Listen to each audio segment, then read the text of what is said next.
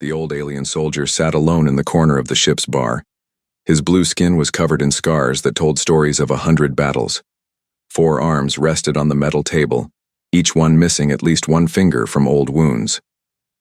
Commander Zethkar had seen more war than most beings in the galaxy. Tonight he looked older than his 60 years. The bar was quiet except for the soft hum of the ship's engines. Young officers from different planets sat at nearby tables drinking and talking about their training. They wore clean uniforms and had smooth skin without battle marks. They laughed too loud and spoke too fast, the way soldiers do when they have never really seen death. Zethkar lifted his glass with one of his upper arms. The drink inside was purple and thick, made from plants that grew on his homeworld. It burned going down, but it helped him forget some things.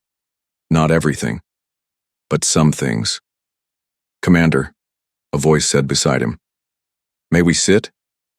Zethkar looked up with his large compound eyes. 3 young officers stood there.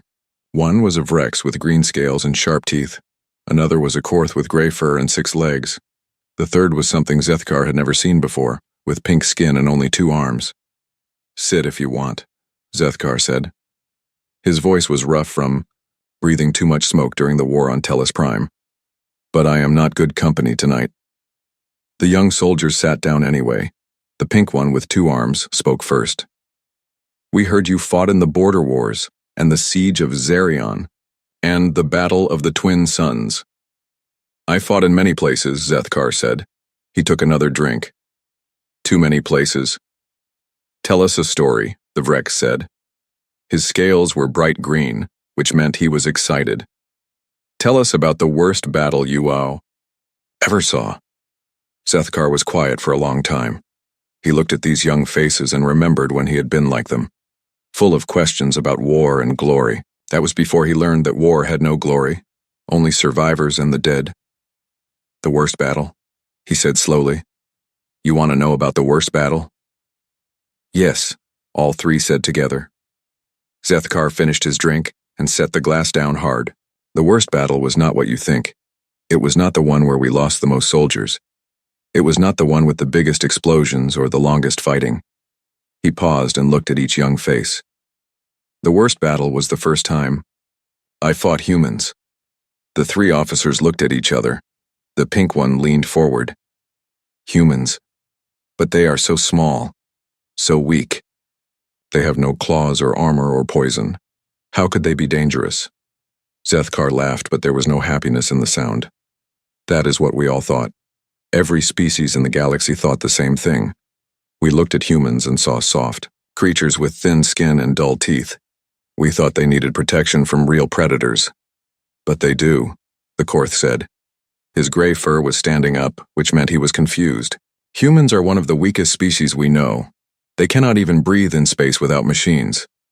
"Weak," Zethkar repeated. "Yes, that is what the Skarn thought too. That is what everyone thought when the hegemony decided to take one of their colony worlds. Just another easy conquest of a helpless species." The old soldier reached for the bottle on the table and poured himself another drink. His hands shook a little, and some of the purple liquid spilled on the metal surface.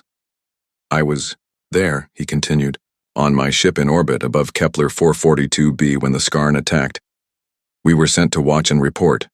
The Galactic Council wanted to know how long it would take for the humans to surrender." "How long did it take?" the Vrex asked. "They never did," Zethkar said quietly. "Not once. Not ever." The young officers looked confused. The pink one spoke up. "But surely they asked for help. Called for rescue ships." "No," Zethkar said. "They did something else. Something none of us expected. Something that changed how every species in the galaxy thinks about warfare." He took a long drink and wiped his mouth with the back of his hand. "You see, we all learned to fight in certain ways. The Skarn use their size and strength. The Vrex use speed and teeth. The Korth use pack tactics. Every species fights the way their bodies were made to fight." "That makes sense," the Korth said. "We use what nature gave us." "Exactly," Zethkar said. "But humans are different. Nature gave them almost nothing useful for fighting. No claws, no armor, no speed, no strength. So they did something that no other species had ever thought to do. What? All three asked together. They learned, Zethkar said. Not just learned new things, but learned to become something completely different. In the space of a few weeks, farmers and shopkeepers and teachers turned themselves into the most dangerous fighters any of us had ever seen. The bar around them had grown quiet. Other officers at nearby tables had stopped talking and were listening to the old commander's words. The Skarn landed 12,000 warriors on that planet, Zethkar continued. 12,000 of the best fighters in their empire. Each one was 3 meters tall with claws that could cut through steel and hide thick enough to stop most weapons. Against how many humans? The Vrex asked. About 8,000, Zethkar said. But most of them were not soldiers. They were people who grew food or built houses or taught children. Normal people living normal lives until the day the sky filled with enemy ships. The young officers looked at each other again. The numbers did not make sense. 12,000 professional warriors against 8,000 civilians should have been over in hours. What happened? The pink one asked. Zethkar smiled, but his compound eyes looked sad. What happened was that we learned something about humans that still gives me nightmares. We learned that when you put a human in a situation where they must change or die, they choose to change, and they change in ways that are impossible to predict or prepare for. He paused and looked around the bar. Every officer was listening now, even the ones at far tables. The Skarn expected the humans to fight like humans, but by the end of the first week the humans were not fighting like humans anymore. They were fighting like something new, something that had never existed before in the galaxy. I do not understand, the Korth said. Neither did we, Zethkar replied. That was the problem. We had war colleges and battle computers and thousands of years of military history. We knew how every species fought. We could predict their tactics and plan counters for their strategies. But the humans threw out everything we knew about warfare and wrote new rules as they went. The old soldier finished his drink and set the glass down. I watched from my ship for 2 months. 2 months of warfare unlike anything in galactic history. By the end, the mighty Skarn hegemony was begging us to rescue them from a handful of human farmers. That is impossible, the Vrex said. His scales had turned darker green, which meant he was scared. I have the recordings, Zethkar said. Battle footage that is now classified at the highest levels. Footage that shows humans doing things that violate every law of military science. He stood up slowly, his old joints creaking. You want to hear about the worst battle I ever saw? Come back tomorrow night. Come back and I will tell you about the day a species of weak, soft creatures taught the galaxy a new way to wage war. A way so effective and so terrifying that we are still trying to understand it 15 years later.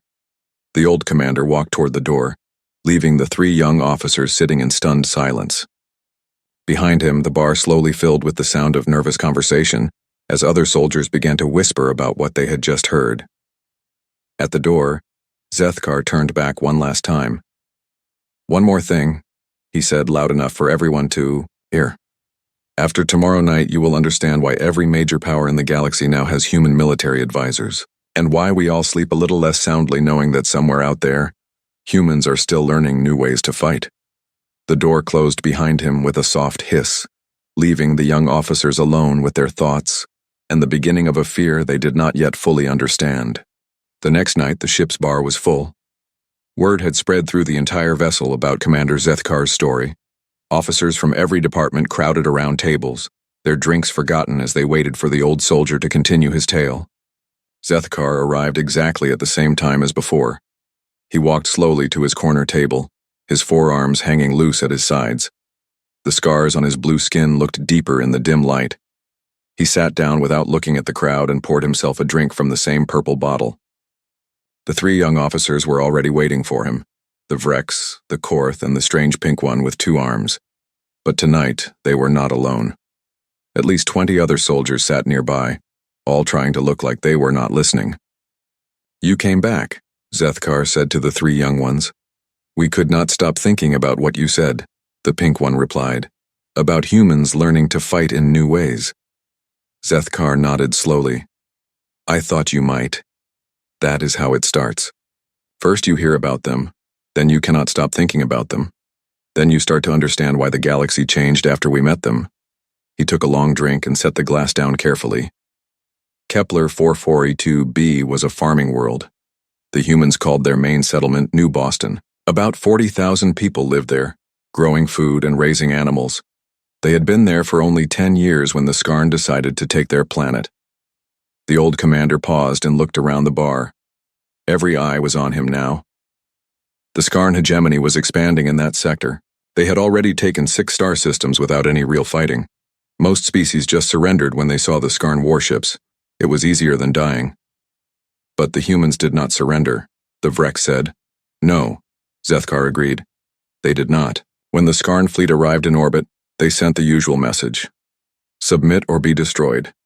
Give up your world and we will let you live as slaves. Fight us and we will kill everyone. What did the humans say? Asked the Korth. Nothing, Zethkar replied. They said nothing at all. No response to the Skarn demands. No calls for help. No surrender. Just silence. The old soldier reached into his uniform and pulled out a small data pad. I have the Skarn battle reports from that day. Would you like to know what their commanders thought when the humans did not answer? Several officers nodded. Zethkar touched the pad and read from the screen. General Vrek of the Skarn 3rd Fleet wrote, "The humans appear to be in shock.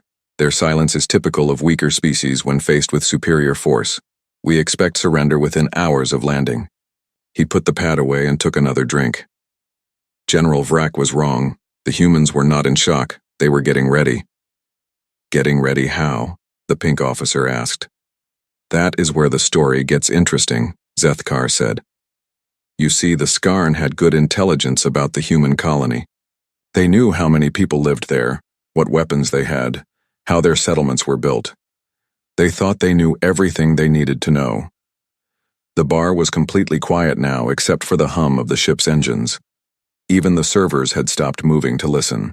The Skarn knew that New Boston had a small security force, maybe 300 people with basic weapons and training. They knew the humans had no military ships and no heavy weapons. They knew the colonists were farmers and builders, not soldiers. Zethkar smiled, but his compound eyes looked sad. What they did not know was that humans are very good at making things, all kinds of things, including weapons. But you said they had no heavy weapons, the Vreks protested. They did not, Zethkar agreed. Until they made some. He stood up and walked to the center of the bar where everyone could see him better. Let me tell you about Jake Morrison. He was 35 years old and worked in construction before coming to New Boston. He built houses and roads and water systems. Normal work for a normal man. The old commander turned slowly, looking at each face in the crowd. When the Skarn ships appeared, Jake Morrison did not run or hide or pray for rescue. He went to work. But instead of building houses, he started building weapons. What kind of weapons? Someone called out from the back of the room. Every kind, Zethkar replied. Morrison knew how to work with metal and chemicals and electricity. In the first 3 days after the Skarn arrived, he and his teams built explosive devices from farm equipment and mining supplies. They made projectile weapons from construction tools and industrial machinery. The old soldier walked back to his table and sat down. But that was just the beginning. The humans did something that no species had ever done before. They turned their entire world into a weapon. I do not understand, the Korth said. Neither did the Skarn, Zethkar replied. When their dropships landed, they expected to find scared farmers hiding in their homes. Instead, they found empty buildings and silent streets. The humans had disappeared. He paused to take another drink. The Skarn search teams began moving through the settlement looking for the colonists. They found some humans, but not where they expected, not hiding in basements or running through the fields. Where were they? The pink officer asked. Everywhere, Zethkar said quietly. And nowhere. The humans had learned something that changed everything. They learned that the best place to hide from a stronger enemy is not away from them, but close to them. Very close. The old commander touched his datapad again. Skarn Patrol Report Day 4. Enemy contacts minimal. Occasional weapons fire from unknown positions. 3 soldiers wounded by explosive devices of unknown design. Colonists appear to have fled the area. He looked up from the pad. The Skarn were wrong again. The colonists had not fled.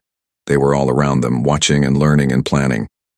How could they hide from an entire army? Someone asked. They did not hide, Zethkar said. They adapted. Morrison and his people studied the Skarn for those first few days. They learned how the enemy moved, how they searched, what they expected to find. Then they used that knowledge against them. The old soldier stood up again and began walking around the room as he talked. Humans have something that most species do not have. They can look at any situation and ask one simple question. What if we did the opposite of what everyone expects? He stopped walking and faced the crowd. The Skarn expected the humans to fight like other species they had conquered. Stand in formation, use their best weapons, try to win through strength or numbers or superior technology. But the humans did not do that, the Vrek said. No, Zethkar agreed. The humans asked themselves a different question. Not how do we beat the Skarn in a fair fight, but how do we make the fight unfair in our favor? The old commander returned to his table and picked up his glass. Morrison divided his people into small teams. Each team had a different job. Some teams studied Skarn patrol patterns. Other teams built new kinds of weapons. Still others prepared hiding places and escape routes.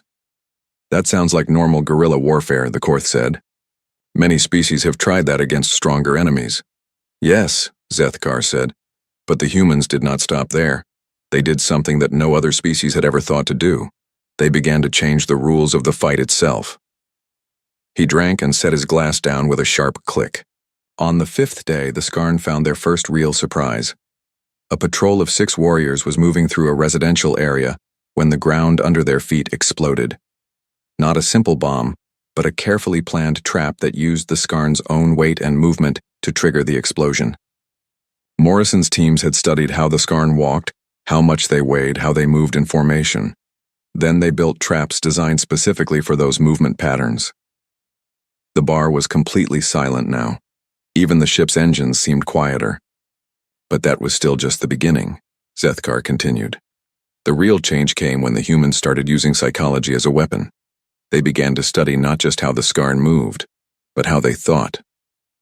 What do you mean? The pink officer asked.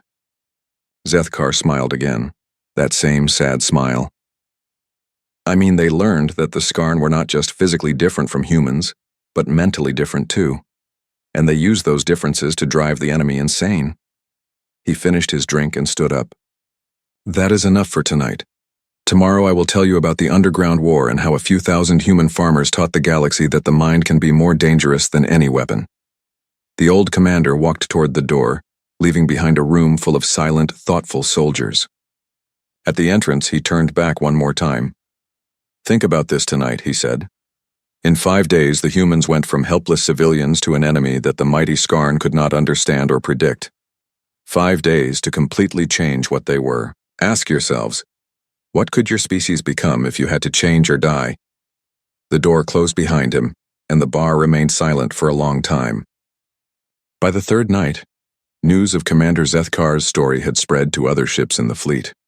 Officers from 3 different vessels had requested permission to come aboard and listen. The bar was packed with more than 50 soldiers from a dozen different species, all waiting to hear what happened next. Zethkar entered the bar to find his usual table surrounded by a sea of faces, young and old, scaled and furred, with eyes that glowed different colors in the dim light. He moved through the crowd slowly, his forearms held close to his body. When he reached his chair, the entire room fell silent. So many of you tonight, he said, pouring his purple drink. Word travels fast in a fleet. Commander, called out a voice from the back. Is it true what they are saying? That humans really defeated the Skarn? Zethkar took a long drink before answering. Defeated is not the right word. What the humans did was worse than defeat. They broke the Skarn, made them afraid to fight. A ripple of whispers moved through the crowd. The idea of the mighty Skarn being afraid of anyone seemed impossible to most of the listeners. Last night I told you about Jake Morrison and how the humans began to adapt, Zethkar continued. Tonight I will tell you about Lisa Carter and how the humans learned to fight a war that existed only in the mind. He set down his glass and looked around the room. Lisa Carter was a mining engineer before the war. She knew how to dig tunnels and move earth and work with explosives. When the Skarn invaded, she was put in charge of building hiding places for the civilians. The old commander paused and touched his data pad. But Carter did not just build hiding places. She built something that changed the entire war. Something that made the Skarn wish they had never heard of humans. What did she build? Asked the Vrex from the first night. A second world, Zethkar replied. Under the first one. The room was completely quiet now. Even the ship's engines seemed to have stopped humming. In the first week of the invasion, while Morrison's teams were studying Skarn patrol patterns, Carter's people were digging. Day and night, they carved tunnels through the rock under New Boston. Not just simple caves, but a complete underground city. Zethkar stood up and walked to the center of the room. The Skarn controlled the surface, but the humans owned everything below. And from those tunnels, they began a kind of warfare that had never been seen before in the galaxy. He stopped, walking, and faced the crowd. You must understand something about the Skarn. They are large and strong, yes, but they have weaknesses too. They do not see well in the dark. They do not like small spaces. And they have very good hearing. Carter studied these weaknesses and built her underground war around them. The tunnels were designed to be confusing to anyone who did not know the layout, full of dead ends and false passages and rooms that led nowhere. The old soldier walked slowly around the room as he talked. But the real genius was not in the tunnels themselves. It was in how the humans used them. Carter's people did not hide underground. They used the tunnels to appear anywhere they wanted. On the surface, strike quickly and disappear again before the Skarn could respond. Like ghosts, someone whispered. Exactly like ghosts, Zethkar agreed. But worse than ghosts, because ghosts cannot hurt you. The humans could. He returned to his table and picked up his data pad.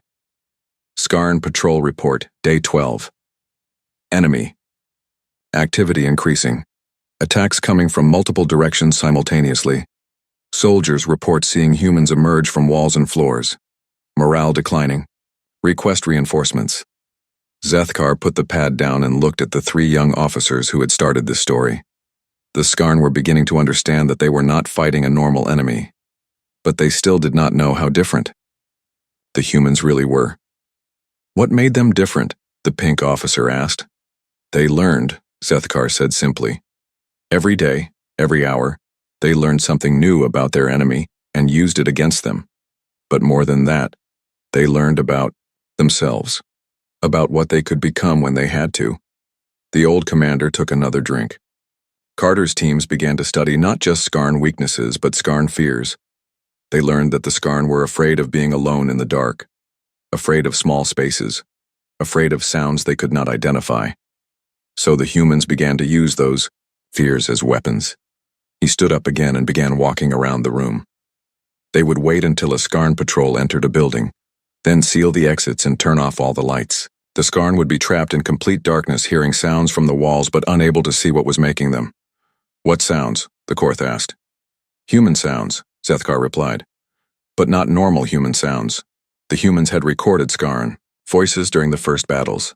They learned to mimic Skarn distress calls, Skarn warning signals, even Skarn death cries.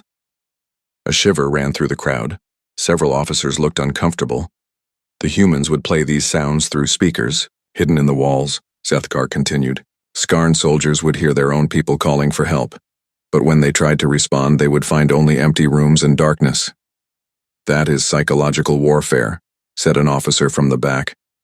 But many species use that. Yes, Zethkar agreed. But not like this. Most species use psychological warfare to demoralize the enemy, or make them fight poorly. The humans used it to make the Skarn afraid to fight at all. He walked back to his table and sat down. Carter's team studied individual Skarn soldiers. They learned their names, their ranks, their personal fears. Then they used that information to create personalized terror. I do not understand, the Vrex said. Zethkar touched his datapad again. Personal log of Skarn warrior Grak, Day 15. The humans know my name. They whisper it in the dark. They know about my clutchmates who died in the war on Tellus. They play recordings of their voices calling for me. I hear them in the walls. I cannot sleep. I cannot eat. I want to go home. The old commander looked up from the pad. Warrior Grak was found 3 days later, sitting in his barracks, staring at the walls. He would not move, would not speak, would not fight. His mind was broken. How could the humans know so much about individual soldiers? Someone asked. They watched, Zethkar said. They listened. They learned. Carter's people had recording devices hidden all over the settlement. They recorded every conversation, every order, every personal communication the Skarn made. Then they used that information to create the perfect psychological attack for each individual enemy. The room was completely silent now. The idea of such targeted personal warfare was disturbing to all of them. But the humans did not stop there. Zethkar continued. They began to use the Skarn's own culture against them. They learned about Skarn religion, Skarn traditions, Skarn beliefs, about death and honor. He took a long drink and set his glass down hard. Then they violated all of them. What do you mean? The pink officer asked quietly. The Skarn believe that warriors who die in battle must have their bodies returned to their homeworld for proper burial. If they do not, their spirits cannot rest. Zethkar paused and looked around the room. The humans learned this and they used it. When they killed Skarn soldiers, they would take the bodies and hide them in the tunnels. The Skarn could not find them, could not recover them, could not give them proper burial. That is horrible, someone whispered. Yes, Zethkar agreed. But it was effective. The Skarn began to believe that their dead were trapped forever in the human tunnels, unable to rest. They started to hear the voices of their dead friends calling to them from underground. The old commander stood up and walked to the window that looked out into space. The humans did not just fight the Skarn army. They fought Skarn culture, Skarn beliefs, Skarn identity. They attacked everything that made the Skarn who they were. He turned back to face the crowd. By the third week, the Skarn were not just losing battles. They were losing themselves. Their soldiers were afraid to go on patrol. Their officers were afraid to give orders. Their warriors were afraid to die because they believed their spirits would be trapped forever. How many humans were doing this? Asked the Korth. Maybe 2,000, Zethkar replied. 2,000 humans fighting 12,000 Skarn. But the humans had turned the war into something the Skarn could not understand or fight against. He walked back to his table and finished his drink. Carter's underground war was not about territory or resources or military objectives. It was about breaking the enemy's will to fight. And it worked. The old commander stood up and walked toward the door. Tomorrow night I will tell you about the rescue mission and how we learned that the humans had not just defeated the Skarn, they had changed themselves into something new, something that would change the galaxy forever. At the door, he turned back one more time. Think about this tonight. The humans learned to fight not just with weapons but with fear itself. They learned to reach into an enemy's mind and twist it until the enemy destroyed himself. Ask yourselves, what happens when a species learns that the mind is the most powerful weapon of all? The door closed behind him, leaving the crowd in stunned silence. Many of the officers looked at each other with new understanding and new fear. They were beginning to realize that the humans had not just won a battle. They had invented a new kind of war. The fourth night brought even more officers to the bar. Word had spread beyond the fleet now, reaching other coalition forces in the sector. The ship's captain had to open 2 additional rooms to hold everyone who wanted to hear the rest of Commander Zethkar's story. When the old soldier arrived, he found nearly 100 beings waiting for him. Officers from 20 different species filled every available space. Some sat on the floor, others stood against the walls. All of them watched him with quiet attention as he made his way to his table. Zethkar sat down slowly and looked around at all the faces, young and old, from worlds across the galaxy, all here to learn about the day everything changed. He poured his purple drink with shaking hands and took a long sip before speaking. So many of you, he said quietly. I did not expect this story to travel so far. Commander? Called out a voice from the crowd. We need to know. We need to understand. What happened? Zethkar nodded slowly. Yes, I suppose you do, because what happened on Kepler 442b did not stay on Kepler 442b. It spread to every world, every fleet, every military command in the galaxy. He set down his glass and looked at the 3 young officers who had started this whole thing. They sat in the front row now, their faces serious and worried.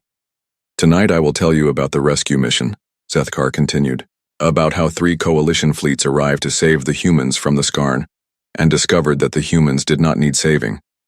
They needed watching.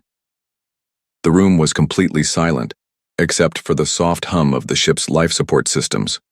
It was the 8th week of the siege, Zethkar began. The Skarn had sent 3 requests for immediate evacuation.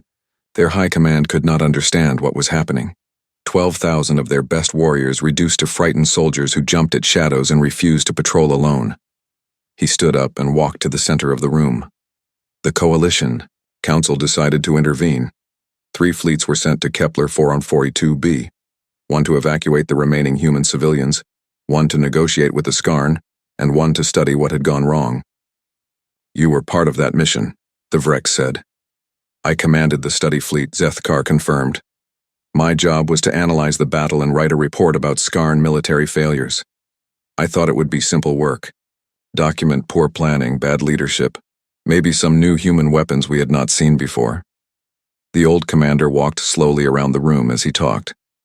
When we arrived in orbit, we tried to contact both sides. The Skarn response came immediately. Their fleet commander begged us to take his forces away from the planet as quickly as possible. He said his warriors were not safe there, that the humans had driven them insane. What about the humans? Someone asked. The humans took 6 hours to respond to our messages, Zethkar replied. When they finally answered, it was a single transmission from someone named Danny Brooks. He said he was the colony administrator, and he invited us to land and talk. Zethkar stopped walking and faced the crowd. That should have been our first warning. After 8 weeks of brutal warfare, the human leader sounded calm, professional, like he was inviting us to a business meeting. He walked back to his table and picked up his data pad. I have the recording of that first conversation. Would you like to hear what Danny Brooks said when we asked about casualties? The room filled with nods and murmurs of agreement. Zethkar touched the pad and a voice filled the air. It was a human voice speaking in clear, unaccented galactic standard. Coalition Fleet Commander, this is Danny Brooks of New Boston Colony. We appreciate your concern for our situation. Our casualties have been acceptable given the circumstances. We have learned a great deal from this experience and are eager to share our findings with Coalition military analysts. Zethkar turned off the recording. Did you hear that? Casualties were acceptable. They were eager to share their findings. After 8 weeks of war against a superior enemy, this human sounded like he was discussing a successful research project. Maybe he was in shock, the Korth suggested. That is what we thought too, Zethkar agreed. So we sent down a diplomatic team to assess the situation and arrange for evacuation of the survivors. The old soldier sat down and took another drink. The team was led by Ambassador Quell, an experienced diplomat who had negotiated treaties with dozens of species. She expected to find traumatized refugees hiding in ruins. What did she find instead? The pink officer asked. A functioning human society that had organized itself for war, Zethkar replied. Not just surviving war, but thriving in it. He touched his data pad again. Ambassador Quell's report. The human settlement shows no signs of damage or disorganization. Streets are clean and well-maintained. Citizens appear healthy and alert. All individuals encountered demonstrate military bearing and discipline despite claims of civilian status. Zethkar looked up from the pad. The ambassador was confused. She had expected to find scared farmers hiding in basements. Instead, she found people who moved like soldiers, talked like soldiers, and thought like soldiers. But they were farmers, someone protested. They had been farmers, Zethkar corrected, 8 weeks earlier. But when Ambassador Quell met them, they were something else entirely, something new. The old commander stood up and began walking again. Danny Brooks gave the diplomatic team a tour of the settlement. He showed them the defensive positions, the communication networks, the supply systems. Everything was organized with military precision. But the most disturbing part was not what Brooks showed them. It was what he did not show them. What do you mean? The Vreks asked. He did not show them any Skarn prisoners, Zethkar replied. He did not show them any Skarn bodies. He did not show them any captured Skarn equipment or weapons. The room grew very quiet. Several officers looked uncomfortable. When Ambassador Quell asked about this, Brooks smiled and said that the Skarn remains had been incorporated into their memorial site. He offered to show it to them. Zethkar walked to the window and looked out at the stars. The memorial was built in the center of town. where the old market square used to be. From a distance, it looked like a beautiful sculpture made from metal and stone. But when you got closer, you could see what the metal really was. Skarn armor, melted and reshaped into artistic patterns. Skarn weapons, broken apart and rebuilt into decorative elements. And underneath it all, preserved in transparent crystal, were the bones of Skarn warriors arranged in complex geometric designs. A shocked gasp ran through the crowd. The idea of using enemy remains as decoration violated every galactic convention about the treatment of the dead. Brooks explained that it was their way of honoring the Skarn sacrifice. Zethkar continued.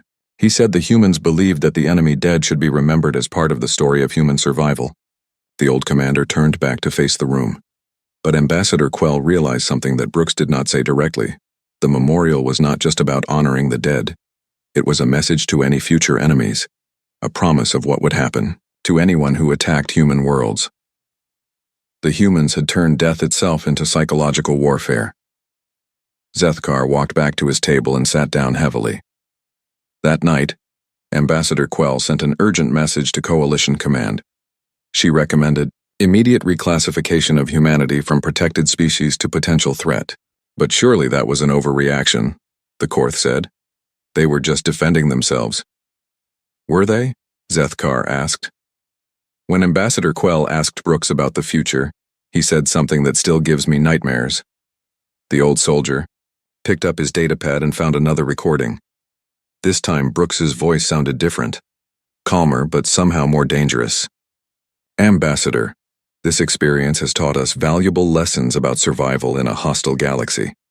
We have learned that adaptation is the key to success against any enemy. We are already implementing these lessons in our other colonies and sharing our findings with human military academies. Zethkar turned off the recording. Do you understand what he was saying? The humans were not just defending one world. They were learning, studying, preparing to use these new methods of warfare on a larger scale. But that was their right, someone said.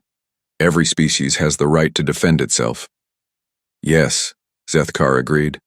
But most species defend themselves the same way their ancestors did.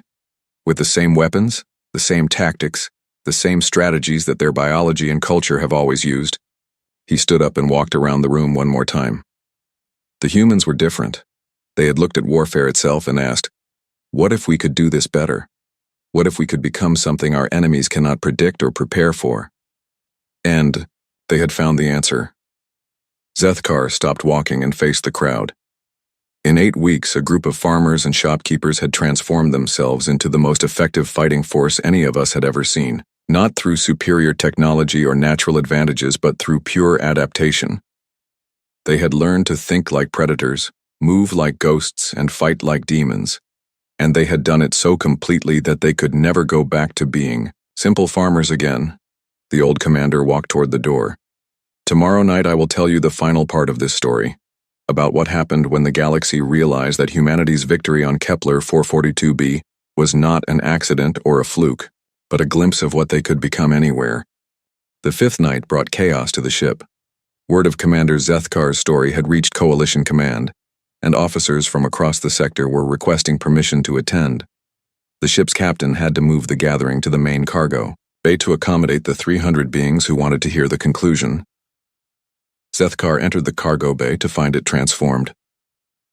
Temporary seating had been arranged in rows, with viewing screens set up so everyone could see him clearly. Representatives from dozens of species filled the space, their eyes reflecting different colors in the harsh cargo bay lighting.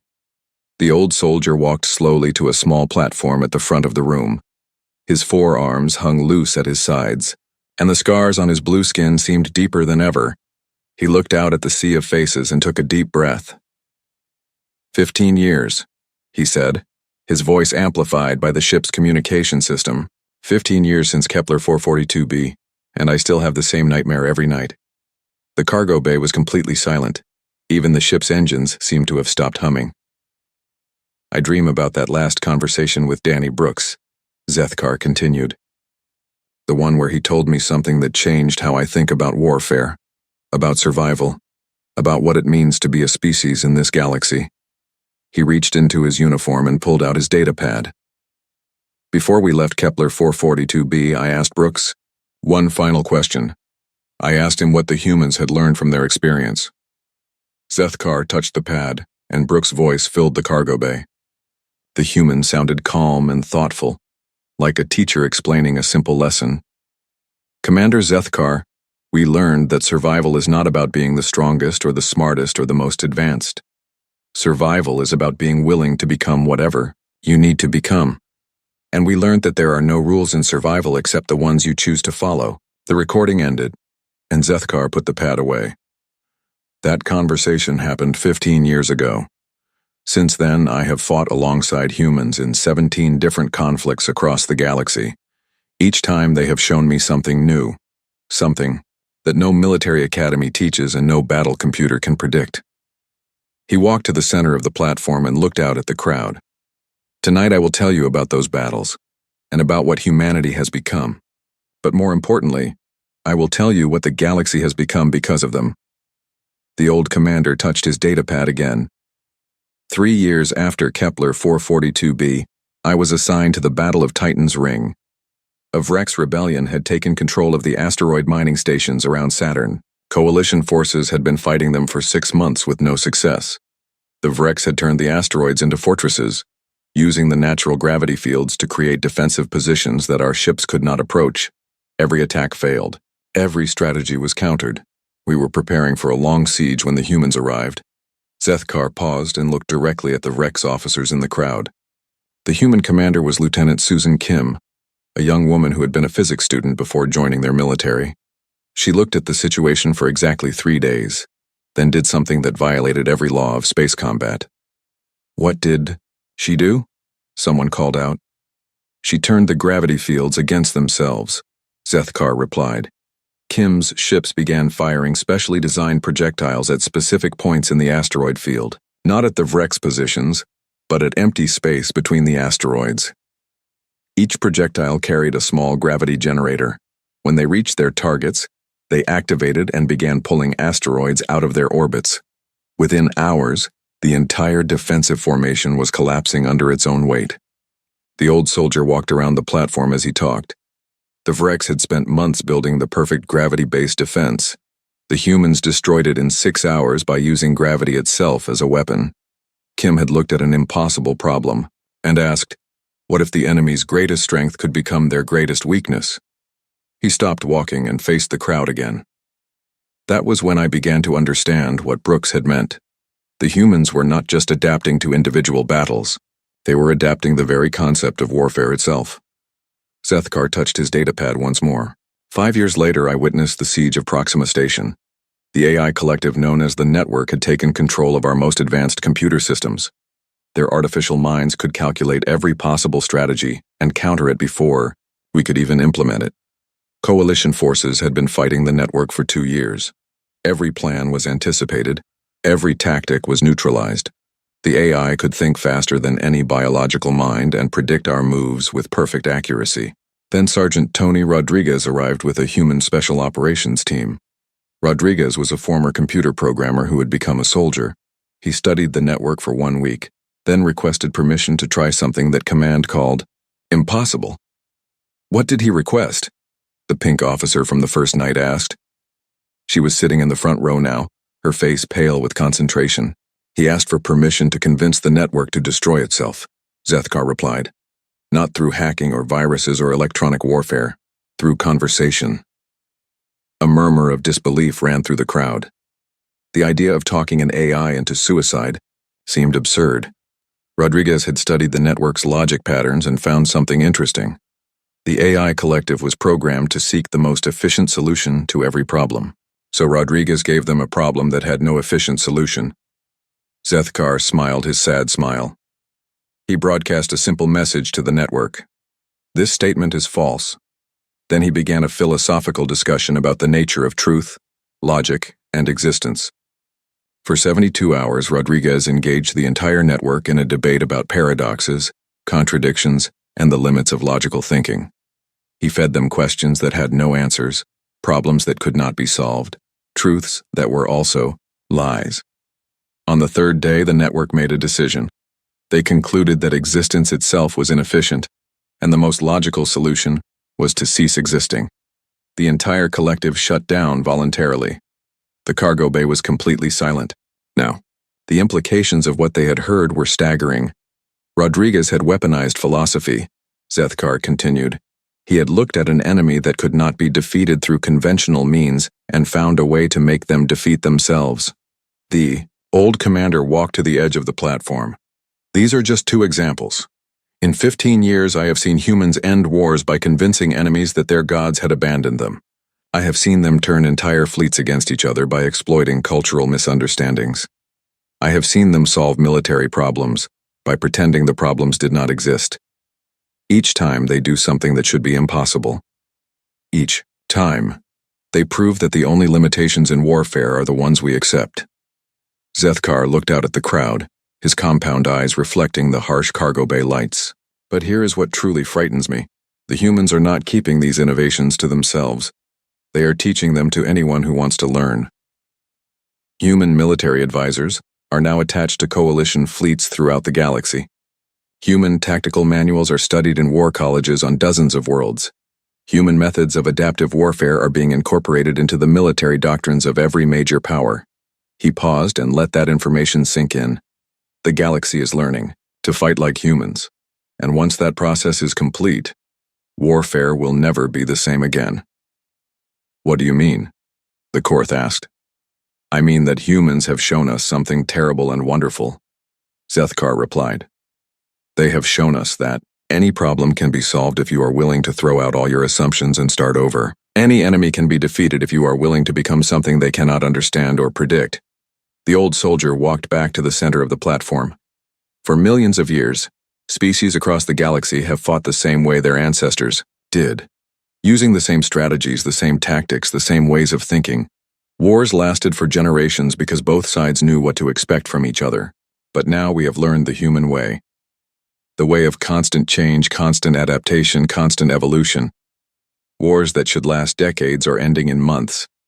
Military traditions that survived for millennia are being abandoned in favor of human innovations. Zethkar looked directly at the camera, recording his words for transmission to Coalition Command. I am giving you all a warning tonight. Not about humans, but about what we are all becoming because of them. The galaxy is changing. Every species that learns human methods of warfare becomes more dangerous, more unpredictable, more willing to abandon the old rules in favor of whatever works. Soon, every military in the galaxy will fight like humans. Every commander will think like humans. Every war will be fought with human tactics of endless adaptation. The old commander walked toward the exit, his speech nearly finished. And when that day comes, the galaxy will be full of species that can become anything they need to become to survive. Species that recognize no limitations except the ones they choose to accept. At the exit, he turned back one final time. Ask yourselves this question. What happens to a galaxy where every species has learned that there are no rules except the ones you make for yourself? What happens when everyone learns to fight like humans? I do not know the answer to that question. But I know that we will all find out together.